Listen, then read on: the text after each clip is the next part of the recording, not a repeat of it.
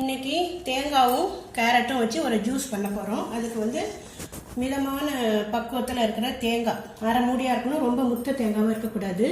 அதில் ஒரு மூடி தேங்காய் இது மாதிரி கட் பண்ணி வச்சுருக்கேன். அரை கேரட் வந்து அரை கேரட்டு அதை துருவி வச்சுக்கோங்க. சுவைக்கு ஏற்ப ஜீனி ஒரு 5 ஸ்பூன், 3 ஏலக்காய். நம்ம இதில் ஹாட் வாட்டர் வச்சு தான் தேங்காய் பால் எடுக்கணும், அதனால் ஒரு 400 ml ஹாட் வாட்டர். தேங்காவும் இந்த கேரட்டும் மிக்சியில் போட்டு முதல்ல அரைக்கணும்.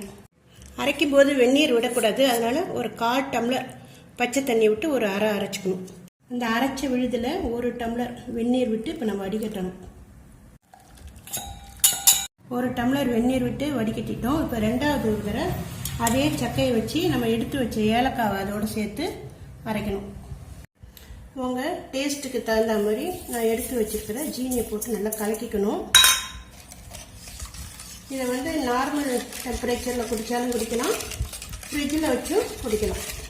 இந்த வெயிலுக்கு இதை குடித்தோம்னா உடம்பு நல்லா கூலிங்காக இருக்கும். இப்பொழுது வெயிலுக்கு இதமான தேங்காய் பால் தயாராகிடுச்சு.